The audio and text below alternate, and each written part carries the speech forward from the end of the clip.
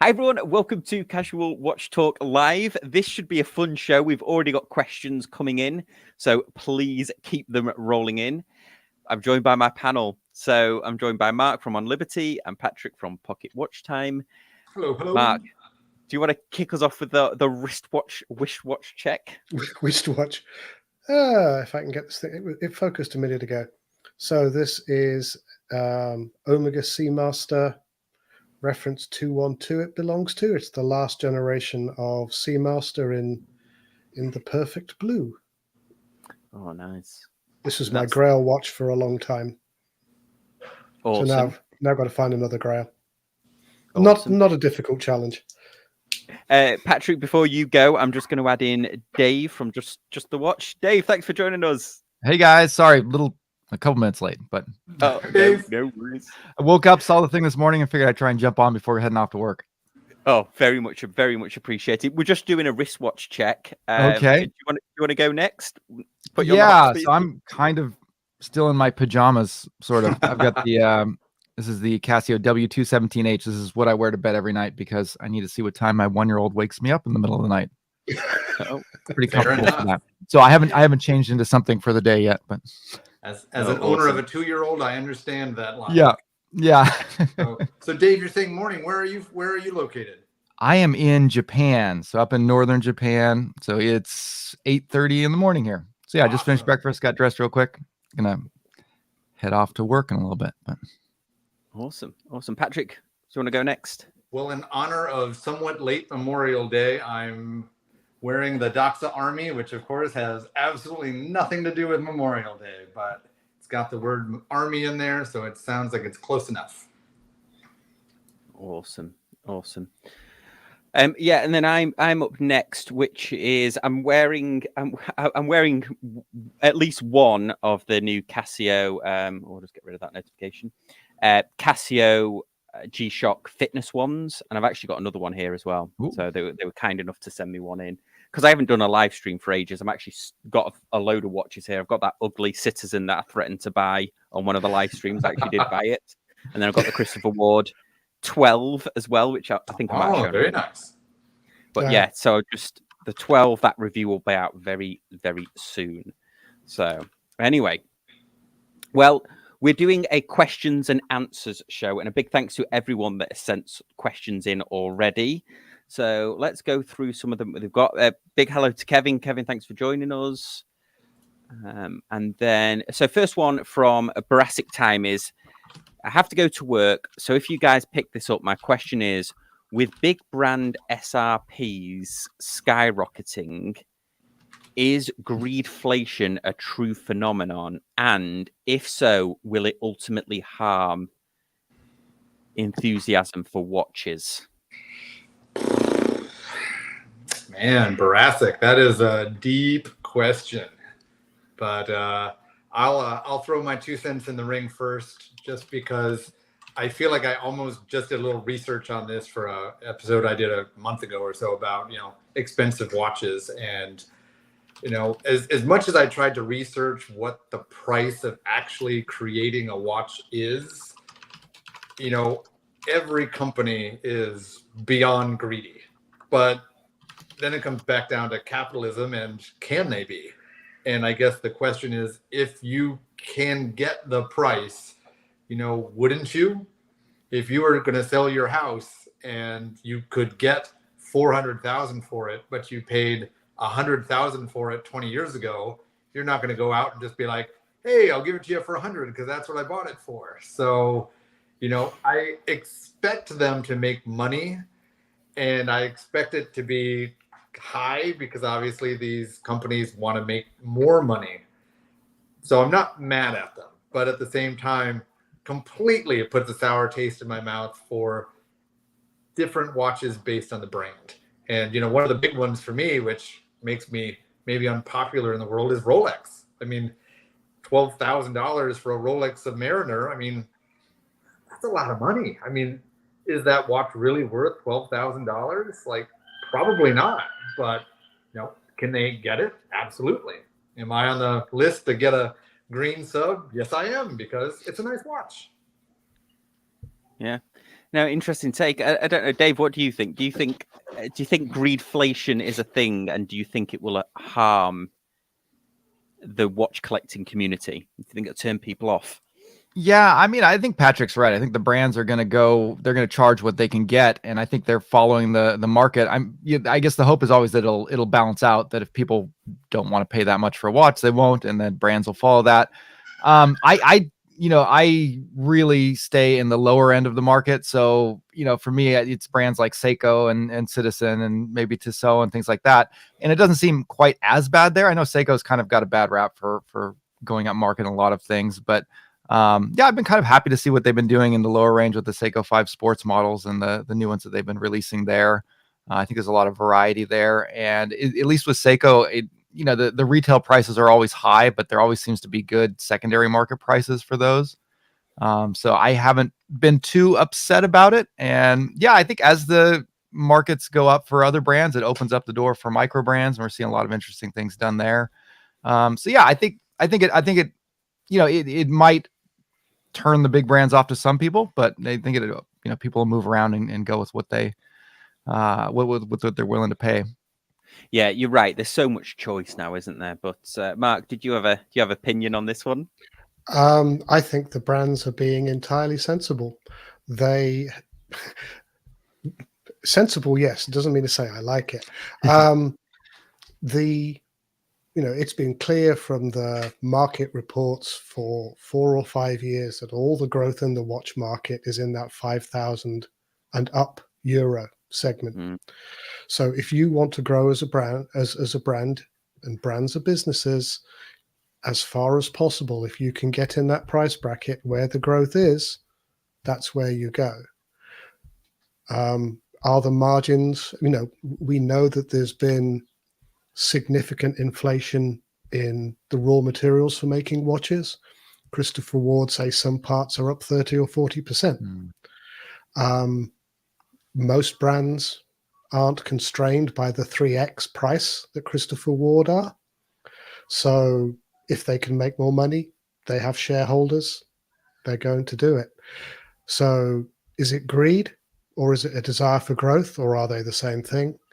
And will it kill enthusiasm for watches?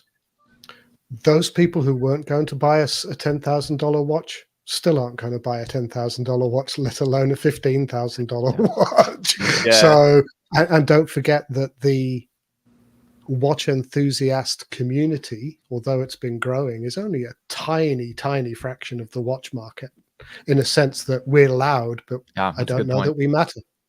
Yeah, you're interesting. Unwatch related. Dare I go outside of watches? I live in Orlando, so the big news recently is that Disney made a Star Wars hotel. It was heavily themed and based. If anybody's doesn't know, they made this. It's called the Galactic Star Cruiser. Yes.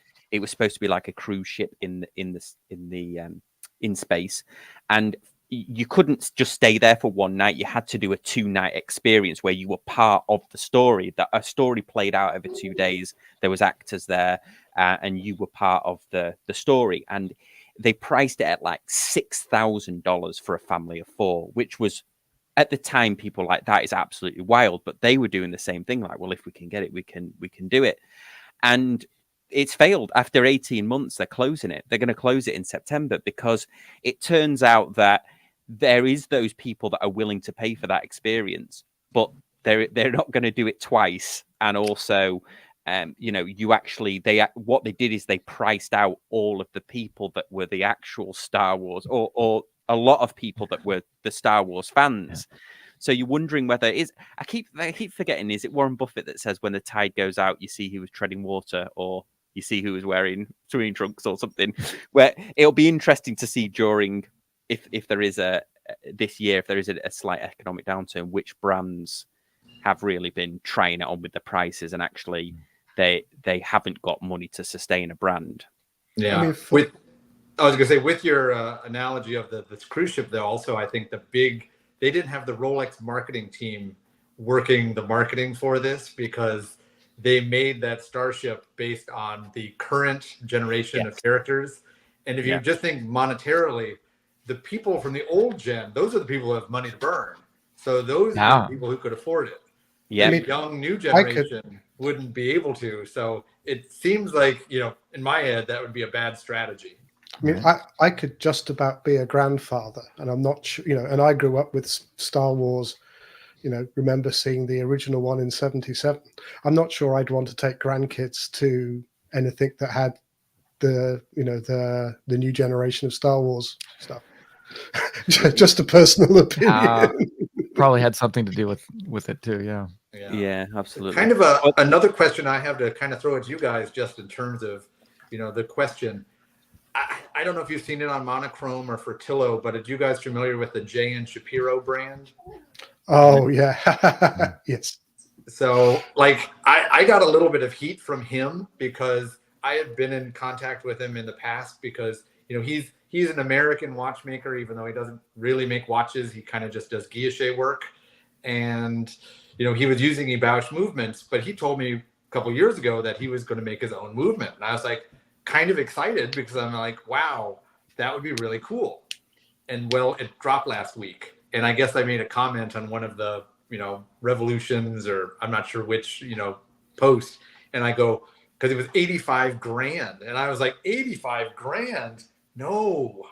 And, he wrote me back, and it was kind of like, if you had a question about our pricing, you could have emailed me privately. And in my head, I'm thinking to myself, kind of what you guys are talking about, greedflation. I mean, I know it costs a lot of money to, somewhat develop a movement, but, the gears are the same. All you did was design different plates. Yes, you do some artisanal, polishing and this or that, but 90-ish grand a watch, you got some explaining to do. And I said, to me, that's greed. I mean, he could have made that watch for 50, and that would still be way covering your market.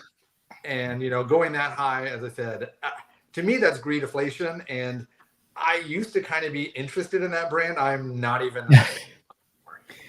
that just turns me off so much. Yeah, that's might as well go for it, right? If someone buys it, hey, you got cash in. Well, the thing is, and that's kind of the point, he makes such small batches, and he's got a clientele that, wants him to be the new, Voodoo. And so, they're hoping that if they get in at the 80 grand mark, someday it'll be worth $1 million. Yeah. Is that going to happen? Probably not. But, they're hoping. Hello. So I got my partner slipping in here. He's got a Disney expert. This is the one keeping me up at night. Oh. Awesome. Well, actually, you could wear this new G-Shock at night and see where your heart rate goes. There we go. Okay, so next question we've got from Bruno here is question: would you buy a sterile dial if they made one from a top brand such as Rolex, Omega, Breitling, etc., or is branding on the dial a must for you? Who wants to? Dave, do you want to take that first? I mean, no. I if it was a stereo dial, how would you know if it wasn't just like an AliExpress special or something? I mean, especially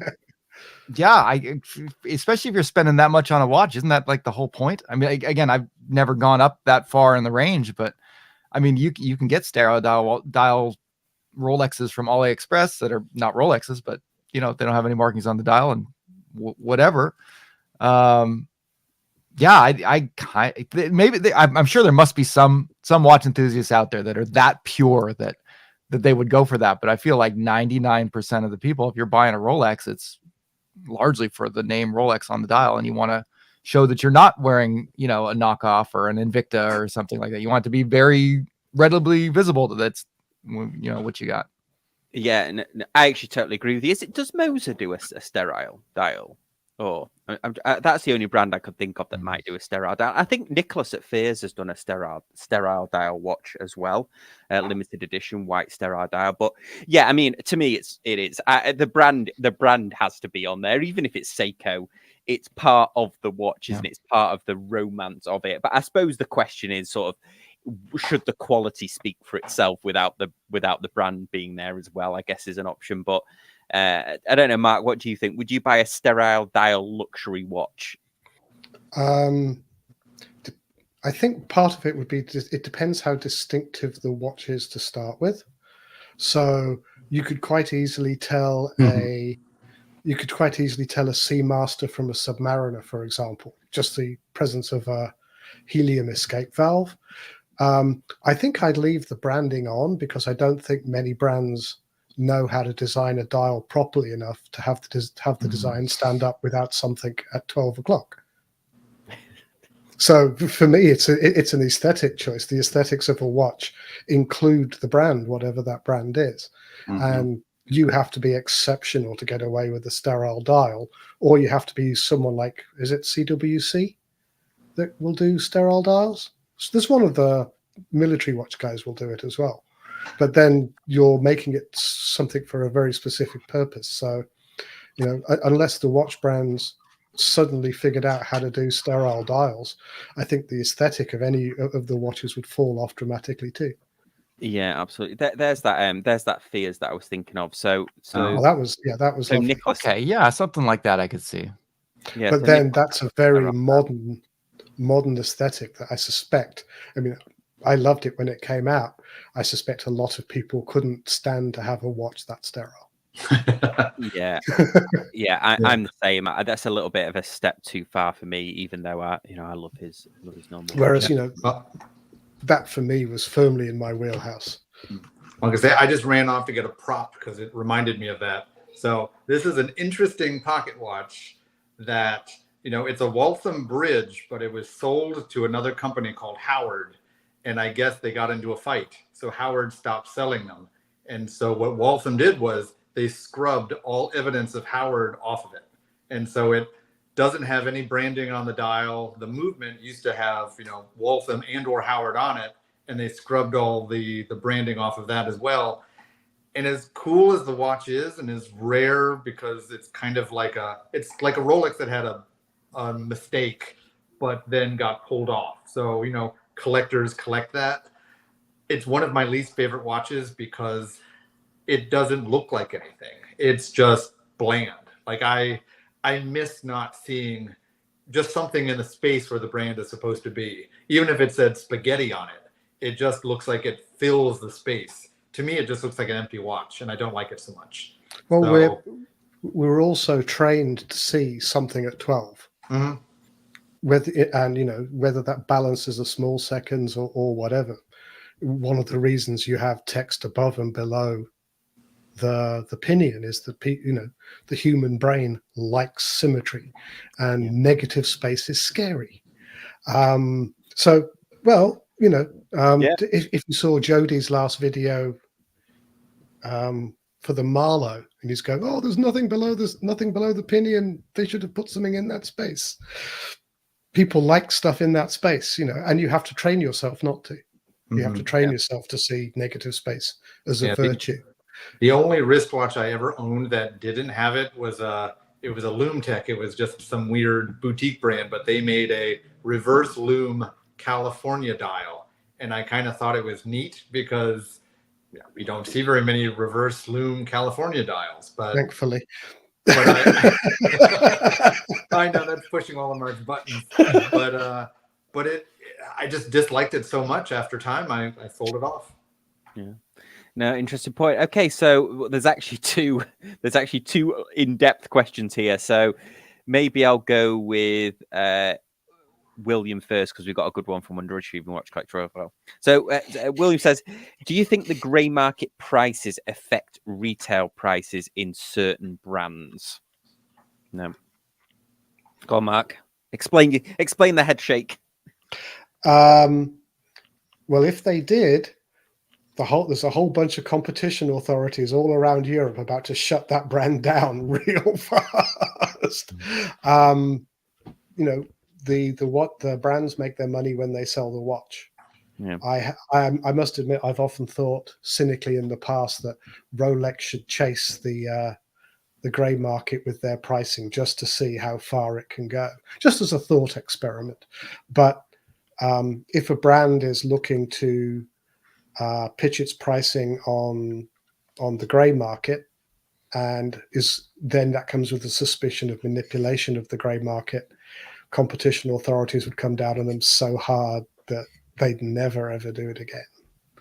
A micro brand might do it, but you've still got to keep some pricing integrity. You could envisage a successful micro brand that suddenly found they had a winner, seeing things on the secondary market and putting the prices up until they match.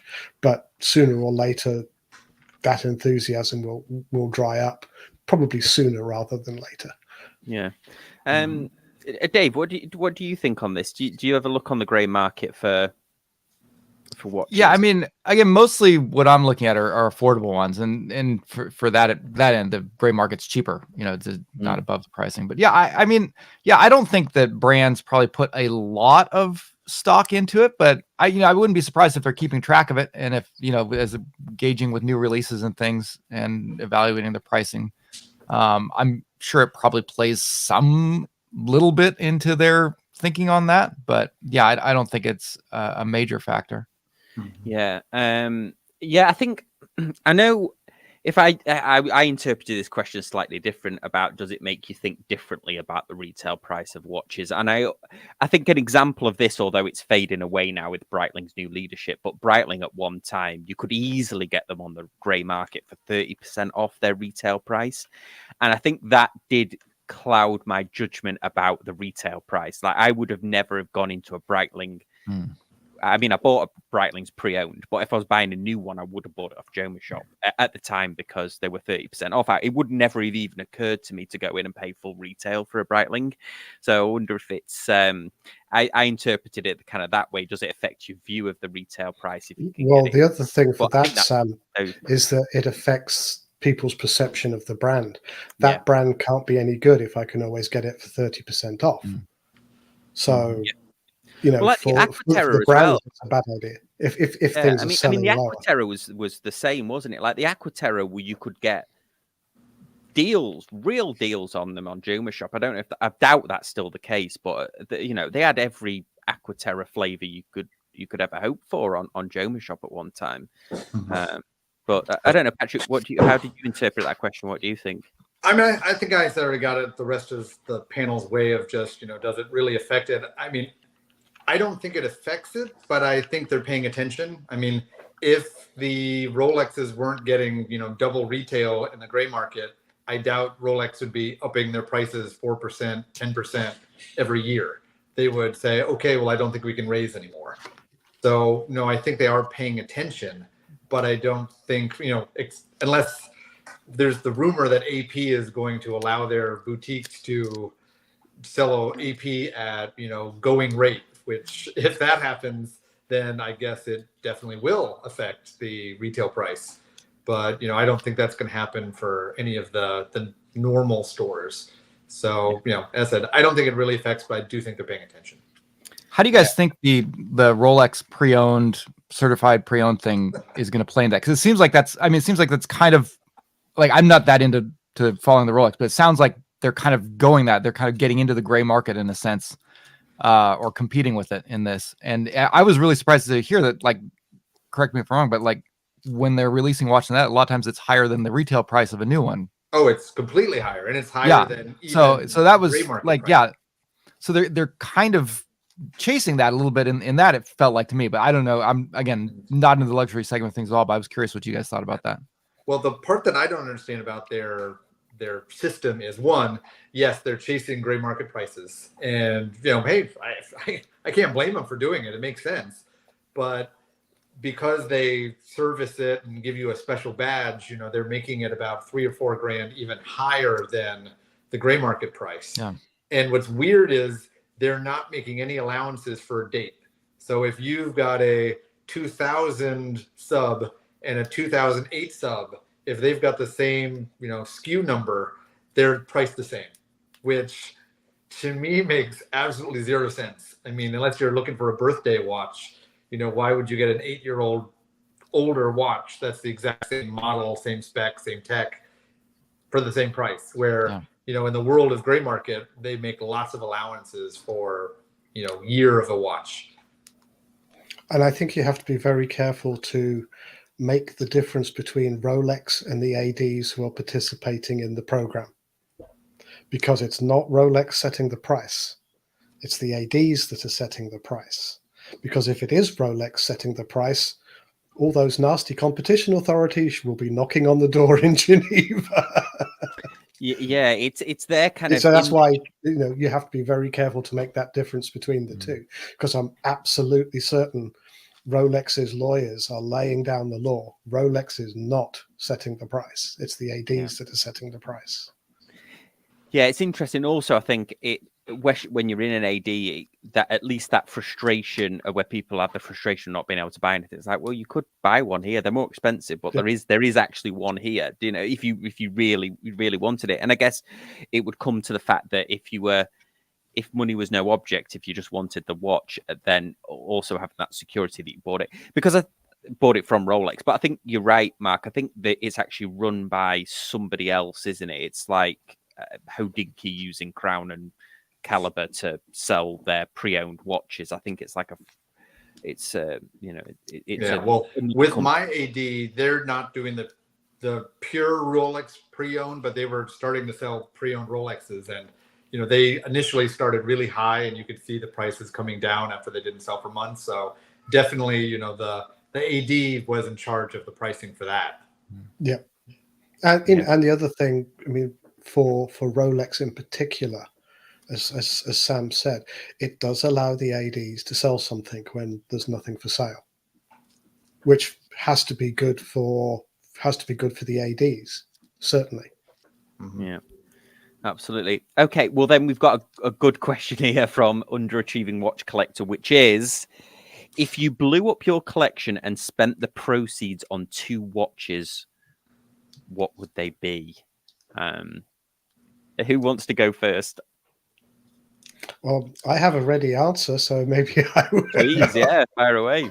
So blowing up the whole collection and going for 2 watches. The first watch would be the Canopus Speedmaster, which is 50 plus grand, and I'm never going to get that money any other way. And then for the days I didn't want it, why not get that little Citizen Solar GMT? So that way you've got an everyday watch you can wear on wear on the beach, and then you've got the special one. Yeah, I think that would be the best way to split it. Yeah, I don't know, Dave. Do you want to take a stab at this? I probably need to have a little think about it. Yeah, I mean, this is just an off the cuff one with the watches that I'm interested in right now. But like, I think if I blew up my collection, I could probably get 3 or 4 grand for it. So that's the money I'm playing around with. Yeah, like recently I've really been interested in Fortis's Flieger, I think the 41 or the 39, those two. Yeah, it's like I love that it has that 12-hour bezel. I think that's a great, like, no nonsense way to do a GMT complication. And I think I like that you can double use it as a timing bezel too. I think you get a lot of functionality out of that, and it's just a great look. It seems like a pretty well-made watch that I could wear every day, and it would meet pretty much all of my needs. So I'd probably take that one. And then I have one of the Seiko Sarks Urushi dials, the Japanese lacquer ones, and I really like that. So depending on which one I could find, if I could find one of the ones that's, maybe like one of the cool colors, a red or green or something like that in my budget, maybe upgrade. I've got kind of the entry level one, but even that one, you can get that one for under $1,000. So if I had to play around with it, I'd be happy to stick with that too. I think with those two, then I have a good everyday watch and a nice kind of dressier piece I could wear for things. Yeah. Go on, Patrick. Have you had a thought about it? All right, I've had enough time. Thanks, Mark and Dave, for giving me some pondering time. So if I was to blow it all up, I think the 2 watches I would get would be the Crador H2, which would be the, sort of my holy crap, I love it, wow piece. And then I'd probably get the 37 millimeter tantalum and steel AP dual time, because I think it's just a gorgeous watch. it's got a JLC movement in it, so it's even better than a regular AP. So I just think it's really just a really awesome relic from years past that I could wear that. That could be like my one and done watch, because you could wear it all the time. And then the Krator I could pull out when I just wanted something like really cool.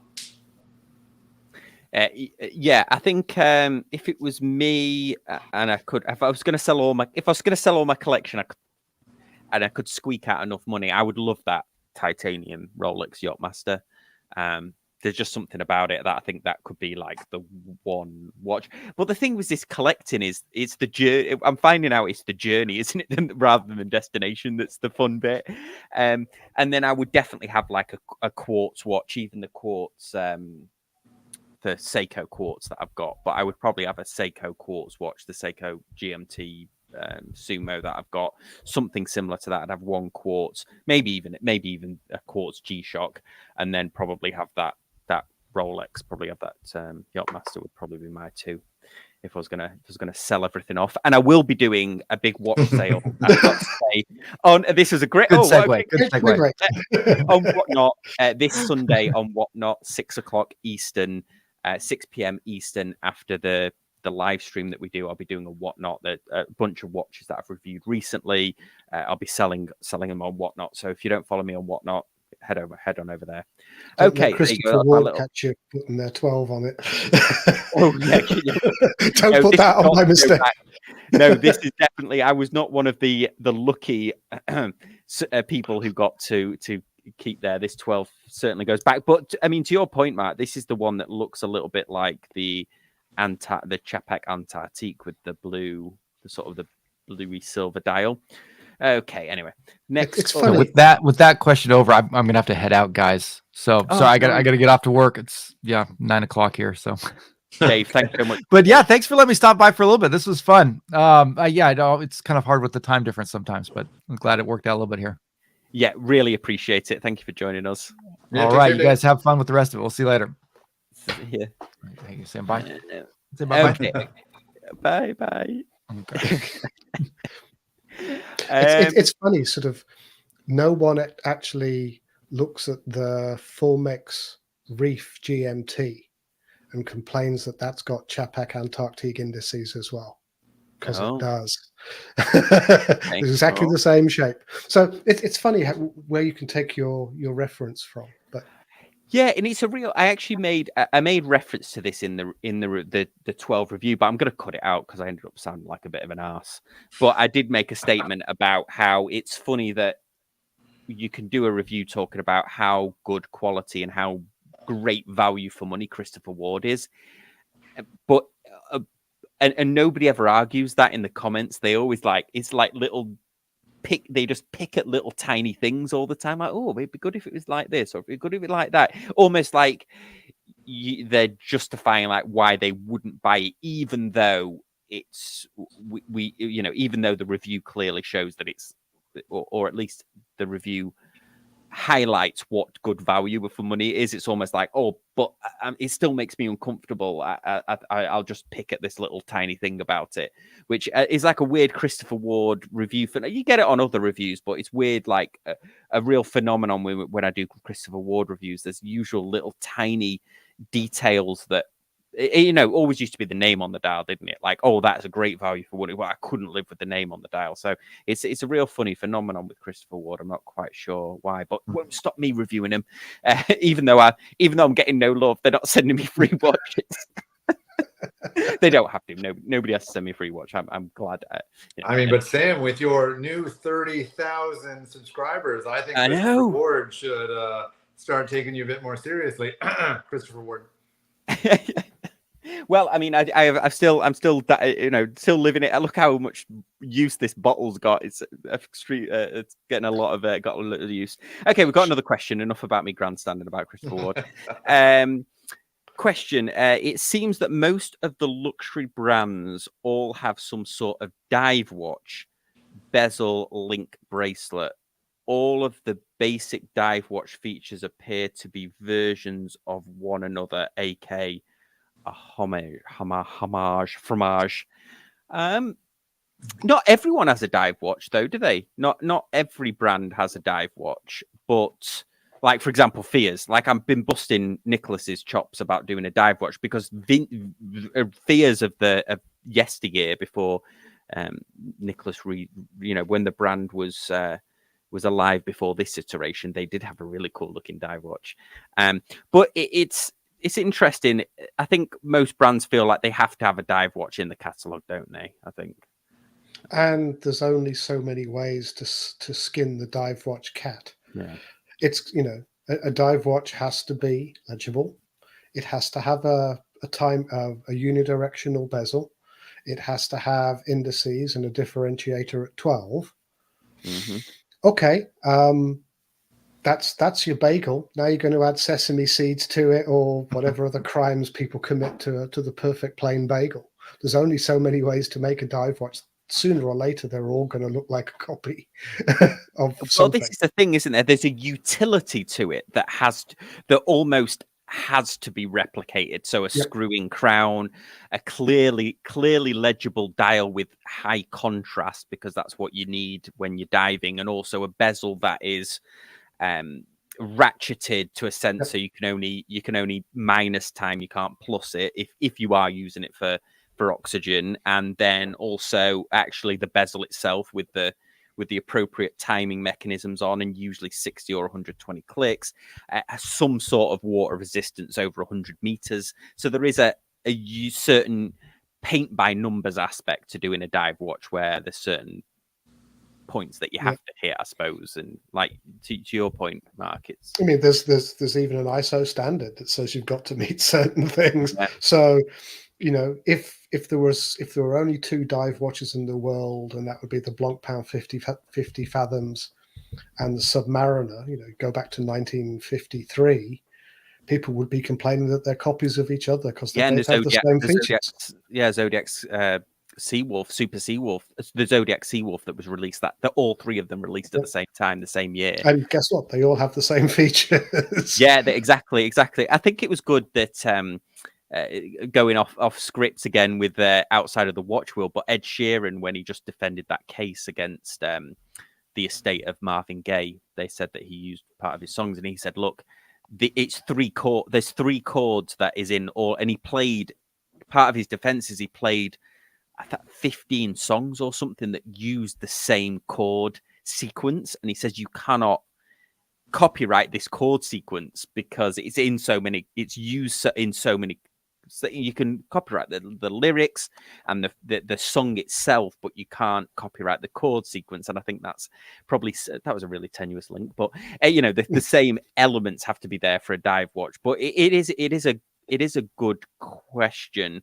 But I feel almost like in this day and age, it's like bread and butter, isn't it? Like most brands, I think, have their take on it. I mean, I just noticed Nevada Grenken, or even though I was giving them some kind of a stick for the size of it, but they've just bought out a dive watch that's their own take on it, even though it looks minute in that photo. Anyway, but and this is similar, but it's their own.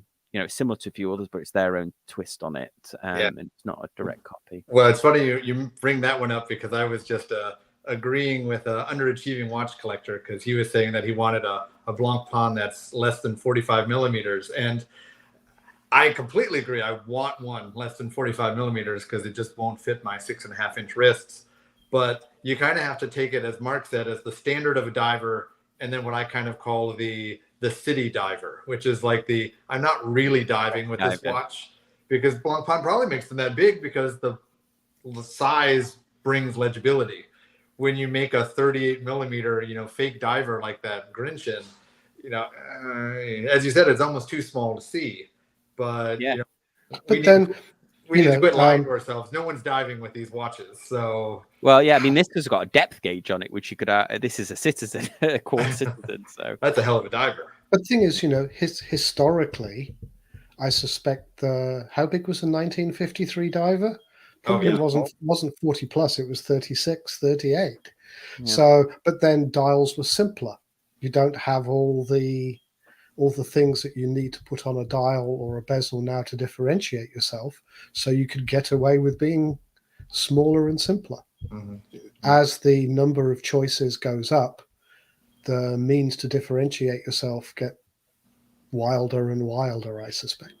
Yeah, absolutely. So Tim, I don't know whether you answer that question, but we very, very much appreciate you sending it over. And next up, this is some confession time. Sam's asking, how many times have you dropped your watches? Ooh, I have a story. Yeah, I have a story as well. So more than I care to say, and I actually cracked a Speedmaster Hesselite. There's when I had my Speedmaster for 10 years, I actually dropped it and cracked the Hesselite. That's how I know how hard the Hesselite is, because it just slightly cracked it. So yeah, and it's an awful feeling, isn't it? I've got tiled floors upstairs and downstairs because I live in Florida, and apparently that's the thing. But yeah, if you drop it's just the worst feeling ever when you pick, especially if it lands on the crystal and you're like, oh, please don't. Luckily, I haven't broken one like that ever, but yeah, that's mine. Probably more than I would like to confess. That's my answer. But who wants to take it next? I've only dropped one when it mattered, as in damage was done to the watch, and that was my Speedmaster Mark II, the racing dial. And I knocked it from a bathroom cabinet onto a tile floor. So yeah, so it's about, for me, just a little over around waist height, but you get the idea of the standard height. And it hit the floor so hard it made a straight line of part of the case back. Oh wow! Omega couldn't polish out completely. It broke the date corrector mechanism, so it didn't always advance the date. So I lived with it for a while, and then I sent it to Omega for service, and they fixed the date but broke the chronograph, so it would only run for 3.5 minutes.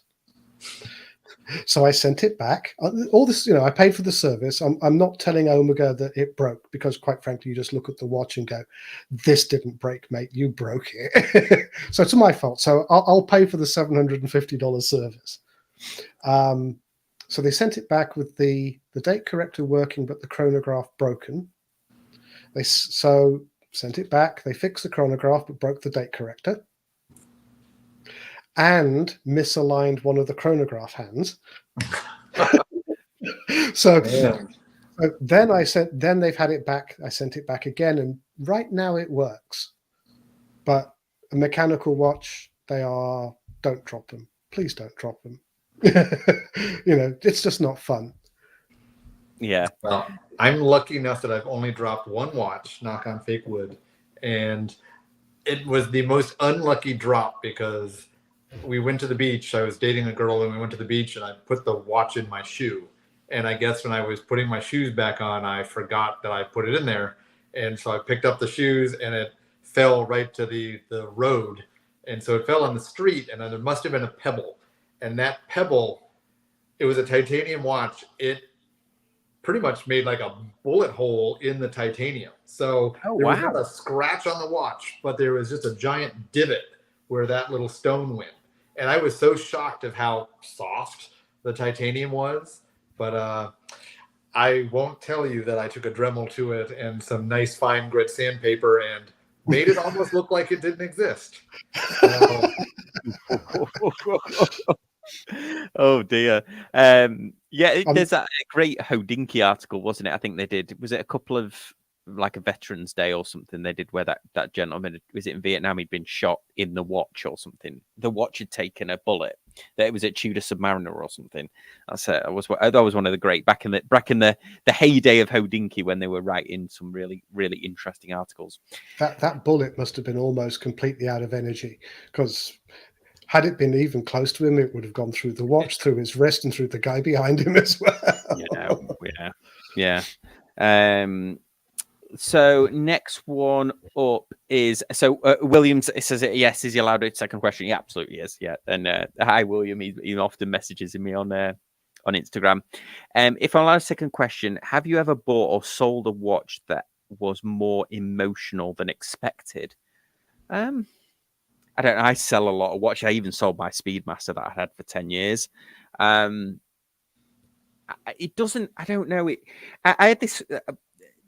I was speaking to somebody, a friend at work today, or we were doing we have this really cool system because we're all or a lot of us are remote. We have this system built into Slack, which is our messaging system that will randomly pick somebody that you don't know, but that works in the organization.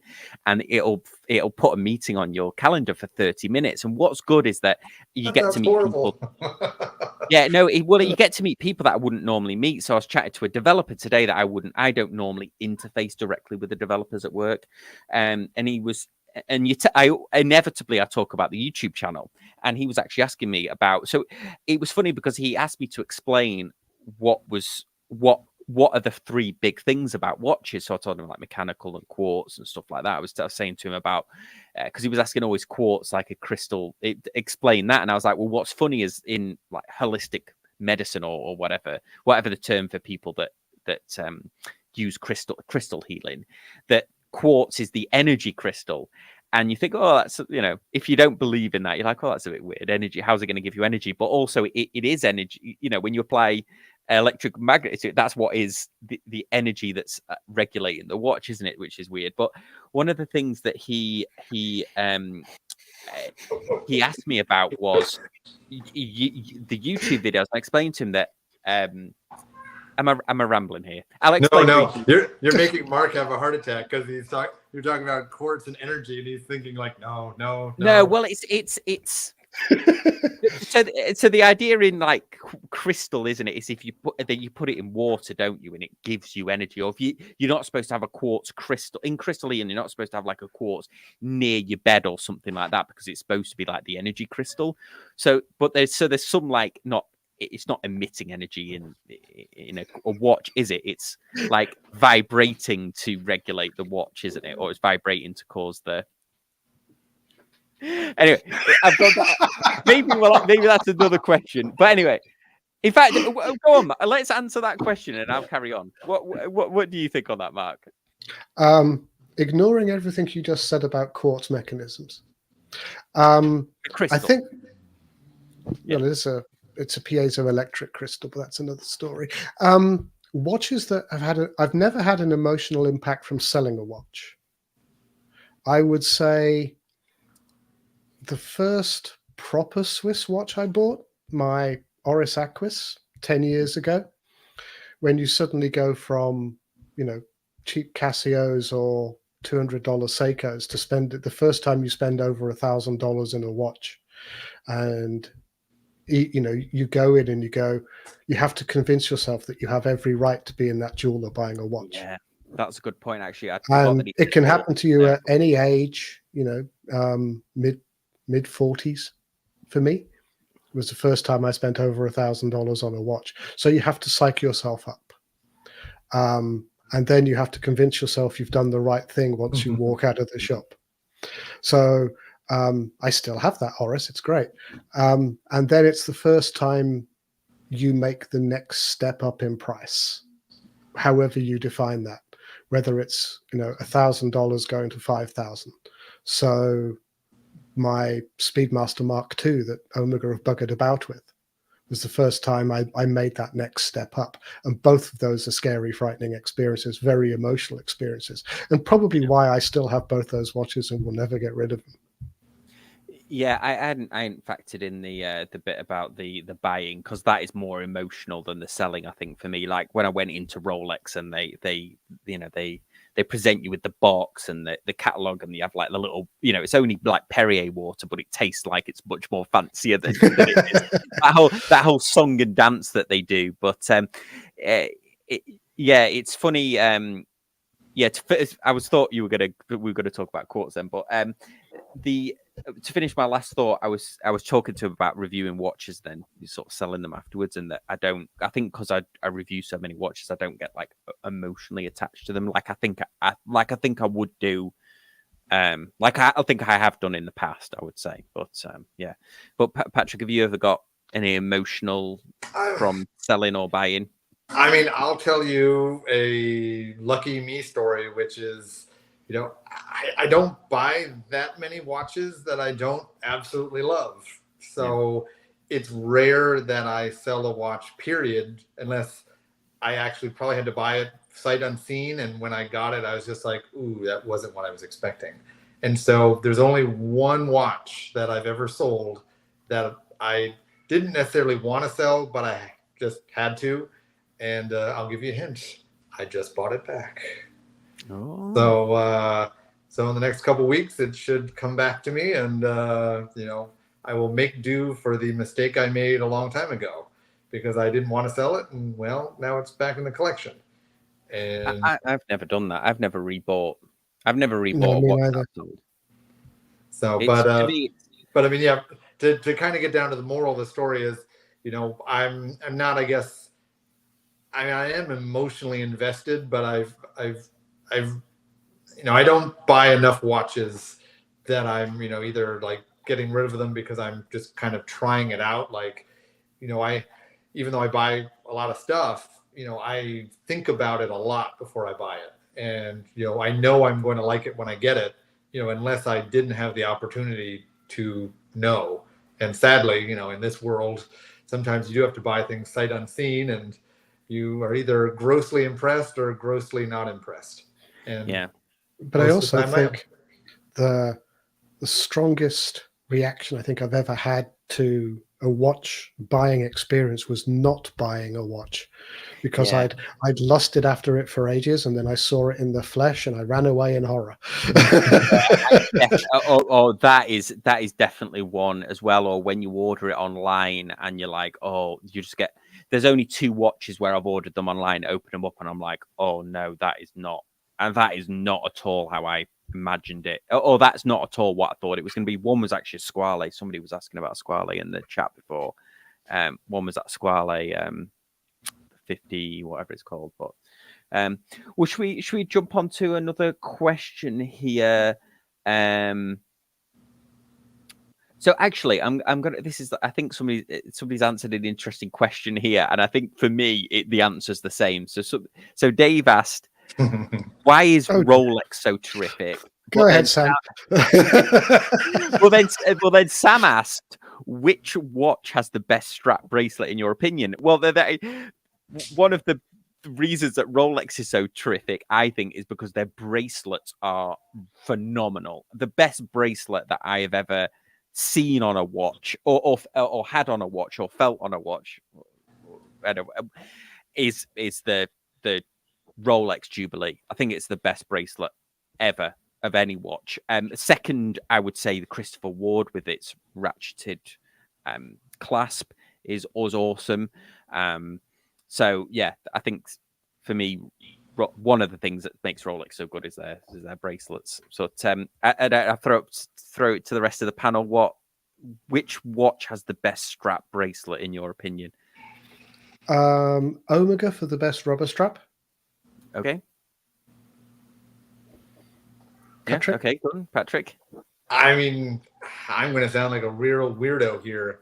Once I put a watch on my wrist, I forget it's even there. So, like, I barely pay attention as long as the strap or bracelet fits. Yep. Like, I've got my GP, I've got a rubber strap incoming because the bracelet itself is great, but there's not a half link and there's no adjustment. So it's either a little too loose or a little too tight. And so I either have to get skinnier, which isn't going to happen, and I don't want to get fatter. So, that makes that watch not as comfortable. But by itself, I mean, I said, yes, Rolex makes a great bracelet, but I mean, I've got tons of other watches that, once it's on my wrist, I'm like, this is great. And I mean, so long as you can make them fit.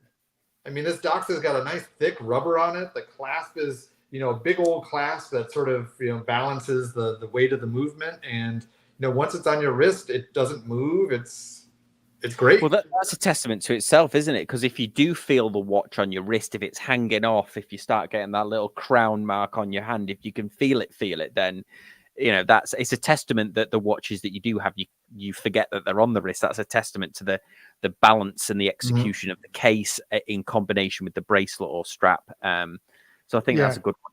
And I think Patrick's point that it has to be comfortable. The Seamaster I'm wearing now, I didn't wear for a year because I couldn't get it to fit. Any combination of the full links and half links. Just couldn't get it to fit, so it was never comfortable. Yeah. So in the end, I bit the bullet and bought the next generation clasp, which has the push button micro adjust in it. Oh, okay. So you upgraded the clasp on it, yeah. Yeah, Oh. which meant you could, because it's actually slightly longer, so we could actually make the bracelet fit. But it took buying the next generation clasp with the micro adjust to actually make it comfortable. But I'm with Patrick. If you can get it comfortable, if you can get the fit exactly where you like it, doesn't matter whether it's a strap or a bracelet or, from who makes it. It's the trick is to get it to fit. Yeah, Nathan says here, living in hot climate here in Australia, any bracelet that has on the fly adjustment is a must. It's the same here. I live in Florida and it's roasting, especially at the moment. Okay, so we've got another question. James says, question for the panel. What is the one thing about watches you completely changed your mind about since you started collecting? I think there's a couple I can think of, but does anybody want to take this before I go on a ramble again? I'll throw a quick answer and a very slightly longer answer. So one thing, which is just kind of, I would say, the rule of watch collecting that every novice should take in: don't buy a bunch of crappy watches if you want a better watch, because save up. You don't need 5 or 6 crappy watches. Just get the one watch, or one good watch and one crappy watch, and don't paint by numbers. So much happier. So that would be something that, I learned a little bit, but I wasn't as guilty as some because I learned from other people's experiences. But the other answer I have, which you don't hear me say very many nice things about Rolex, but I will give Rolex an ultimate compliment. When I got my Sky Dweller, I was actually overly impressed with the accuracy of the movement. Yeah. I didn't have, it wasn't even a second off after a month. I mean, that's impressive. I mean, it runs, I need to open up and make sure there's not a quartz in there, because I mean, it runs so well that I'm impressed. And, I always make fun of them because I think they're overpriced, and I think they are overpriced, but at least who's ever doing their timing mechanism, does a great job at that company, because they do care about it. Because I've got plenty of other watches, because I'm a nitpick guy who sets my watch to the Apple second every time I walk out the door. And, when I don't have to touch the watch, I'm like, wow. Some other ones, they're 5 seconds a day fast, and that's considered okay. But in a week or two, they're a minute or two fast. And like, that seems unacceptable, even though I guess in cost standards, that's acceptable. Yeah, no, I actually, I totally agree with you. That was one thing that impresses me about the Rolex that I have as well. It's timing. I think for me on this one, I think when I started getting into watch collecting, I started learning about mechanical watches. I had a real dim view of quartz watches, almost thinking they were soulless. And I've changed my opinion on that over the years, that I've come to really appreciate, where I've got a lot of quartz and mechanical watches in the collection. Started to really appreciate that. I also thought Rolex was like unobtainable, and I didn't really want one because it was for kind of posers. And I soon learned like why people do covet them so much, why people love them, like watch collectors love them.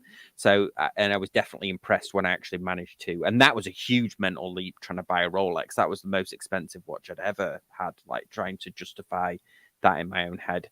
And then I think some of the other stuff is that, don't know what, when you start out watch collecting. I had this joke.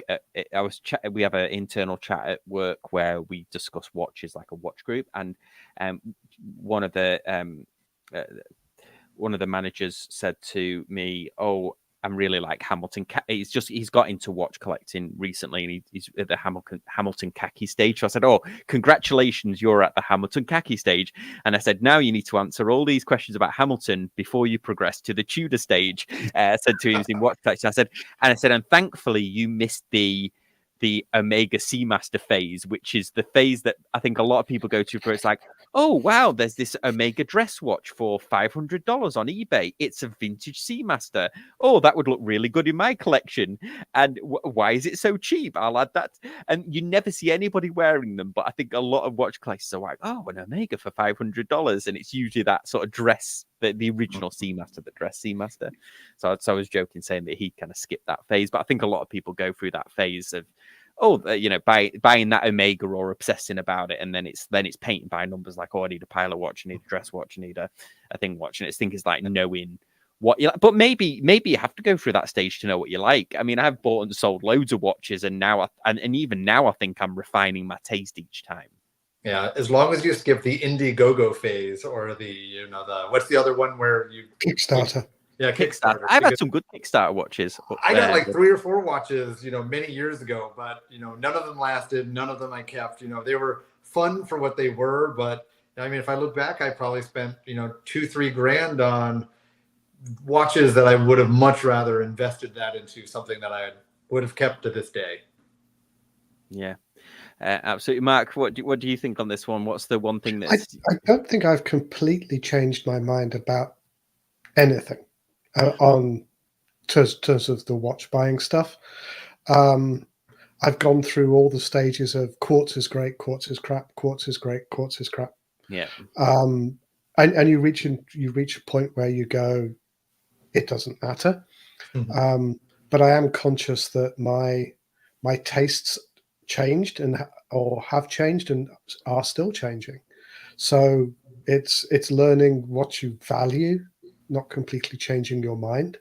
So I don't think I wouldn't go so far to say I've had that Manir chain black and white change, but it's just being aware that your taste will change over time. I don't, that's for me. So since I started collecting, I still buy stuff I like. I'm not the most rigorous or disciplined collector. Oh, it's a shiny thing. I like it. I have the money. Yeah. So that's my approach. It allows me to not change my mind.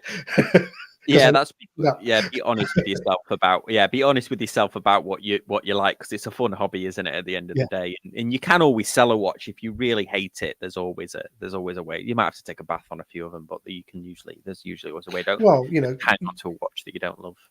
You could always buy a Tudor Black Bay and then learn about Chrono 24 a week later. Yeah, I might have to do a video on this, because I didn't realize how many people. I bought a Black Bay 58 and sold it, and I didn't realize that was actually quite a phenomenon of people that own Black Bay 58s. So quite a lot of them get moved on. So awesome. Okay, do you know what we've got? Let's do one last question, then we'll have to wrap it up here. But so any thoughts on the new Longines Conquest 2023? It reminds me a lot of the Aquaterra. I'm not You're sure. Gonna have to pull that one up. I am. I am not a knower of the Longines brand. No. This is another brand that I've always admired from afar, but never actually bought one. Let's have a look. Longines Hydro Conquest. Is that what the question was? The Longines Conquest. So it's not the Hydro Conquest. Let's have a look. Men's watches. Let's have a look if it's here. Hydro Conquest. Here you go. Yeah, here you go. Conquest here. Saying it looks a little bit like an Aquaterra. Yeah, I can see. Looks a little bit like an Aquaterra, but I'm sure I've got a Christopher Ward that looks like that too.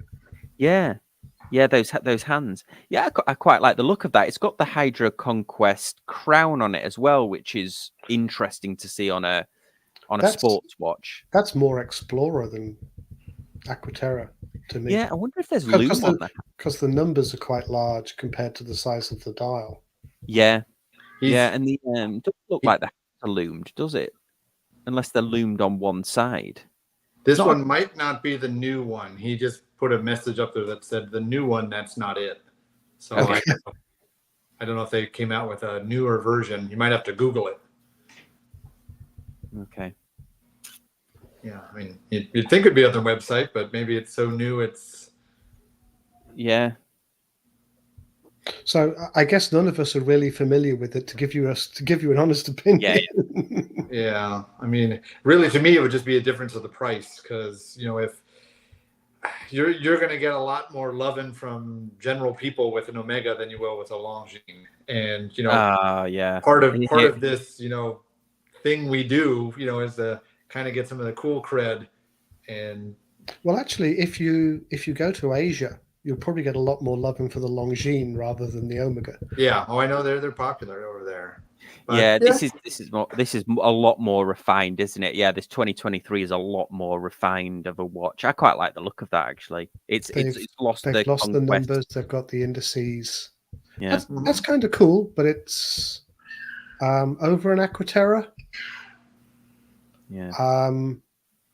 I'm not a fan of the Aquaterra either, to be honest. So it's a bit of a wash. Yeah, I like this because it hasn't got the Aquaterra's still got the dive hands, hasn't it? It's like a sports watch, but with the dive elements to it. But I like that green color a lot, and it looks Yeah. like, from what I can see, it's a 2100, so it's about half the price. So I mean, It's a third of the price. yeah, these that days. brings it into the scope a lot. You know, it's very much less expensive, which means, you know, you can have more fun with it and buy something else. So yeah, us collectors love buying more watches. So if you can buy two watches for the price of one, that sounds like a winner to me. yeah, I actually Well, like that. It's got the annoying 21 mil lug width, but there you go. It's, you know, an Aquaterra these days is what, somewhere between 6,000 and 8,000. So there's, you know, 3 or 4. Okay, I didn't know they were that expensive. So you could get a whole color palette for that. It's a decently modern watch. Yeah, if an Aquaterra is 6 to 8 and that's 2, I'm on Team Longines all day. Yeah. Okay. It looks. Oh no. See. So this is. Yeah. So they've only. It looks like they might perhaps only have that green, but you can certainly see how between the two models how much they've refined the design a lot. Yeah. Quite like that one. Yeah, Mark. Yeah, cheers. Awesome. Well, guys, any last thoughts? That was just some great questions. Thank you so much for sending those over. But yeah, well, we really appreciate you watching. Thank you for the panel for joining, and we'll see you on Sunday for the Sunday Social. Thanks, everyone. Have a good week, everybody. Yep.